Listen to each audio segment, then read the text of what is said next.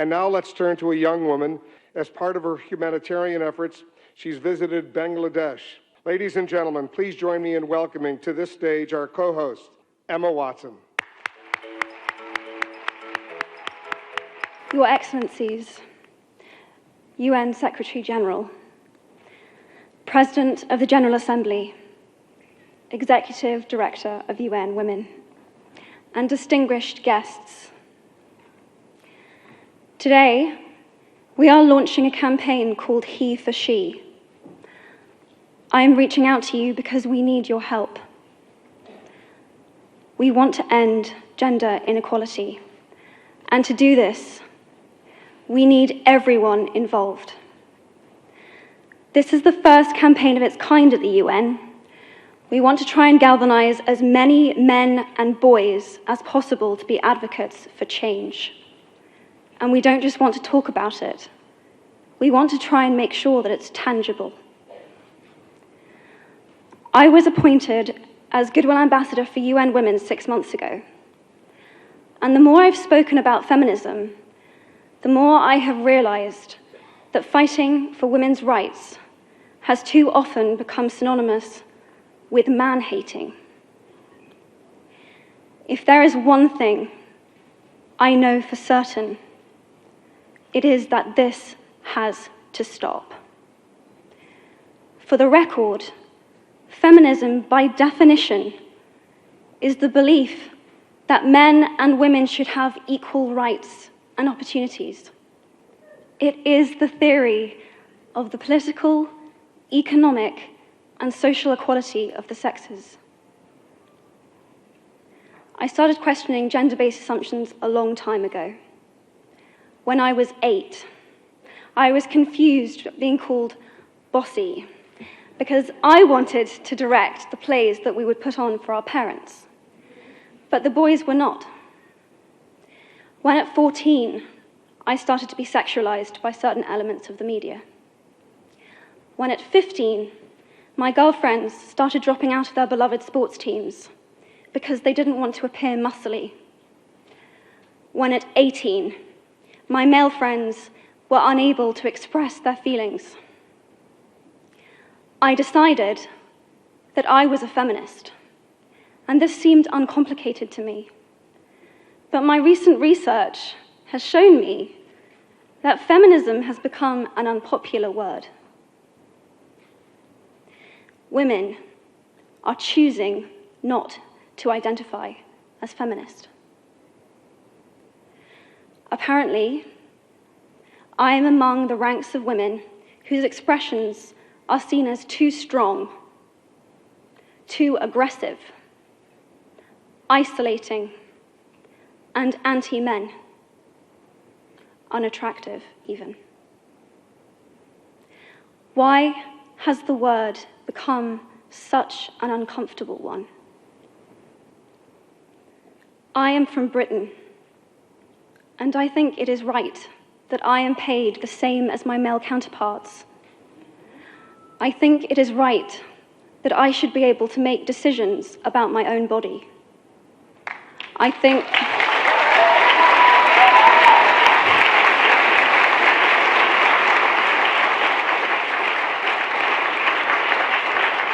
think it is right that women be involved on my behalf in the policies and the decisions that will affect my life. I think it is right that socially I am afforded the same respect as men. But sadly, I can say that there is no one country in the world where all women can expect to receive these rights. No country in the world can yet say that they have achieved gender equality. These rights I consider to be human rights, but I am one of the lucky ones. My life is a sheer privilege because my parents didn't love me less because I was born a daughter. My school did not limit me because I was a girl. My mentors didn't assume that I would go less far because I might give birth to a child one day. These influencers were the gender equality ambassadors that made me who I am today. They may not know it, but they are the inadvertent feminists who are changing the world today. We need more of those. And if you still hate the word, it is not the word that is important. It's the idea and the ambition behind it. Because not all women have received the same rights that I have. In fact, statistically, very few have been. In 1997, Hillary Clinton made a famous speech in Beijing about women's rights.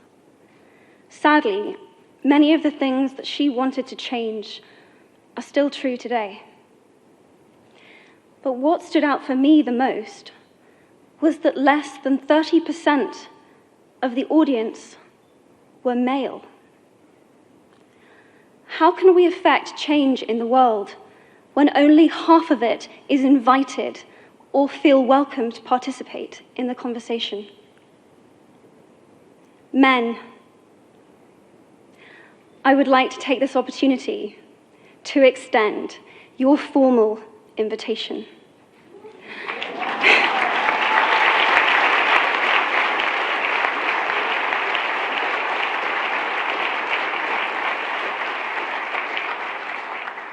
Gender equality is your issue too.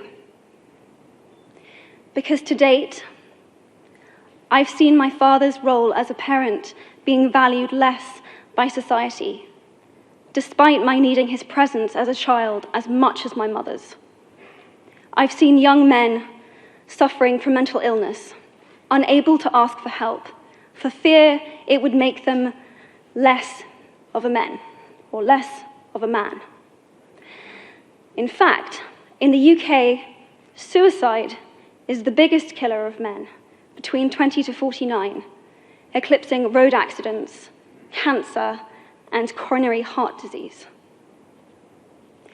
I've seen men made fragile and insecure by a distorted sense of what constitutes male success. Men don't have the benefits of equality either. We don't often talk about men being imprisoned by gender stereotypes, but I can see that they are, and that when they are free, things will change for women as a natural consequence.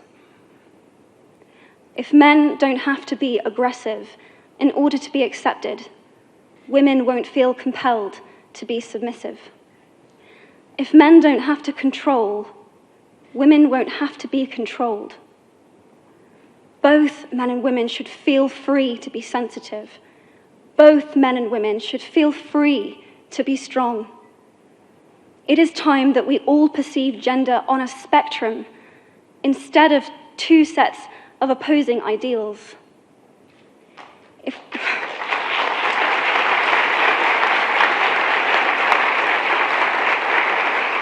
If we stop defining each other by what we are not, and start defining ourselves by who we are, we can all be freer. And this is what he, she is about. It's about freedom. I want men to take up this mantle so that their daughters, sisters, and mothers can be free from prejudice, but also so that their sons have permission to be vulnerable and human too. Reclaim those parts of themselves they abandoned, and in doing so, be a more true and complete version of themselves. You might be thinking, who is this Harry Potter girl? And what is she doing speaking at the UN? And it's a really good question. I've been asking myself the same thing. All I know is that I care about this problem, and I want to make it better. And having seen what I've seen, and given the chance, I feel it is my responsibility to say something. Statesman Edmund Burke said, "All that is needed for the forces of evil to triumph is for good men and women to do nothing." In my nervousness for this speech, and in my moments of doubt, I've told myself firmly, if not me, who?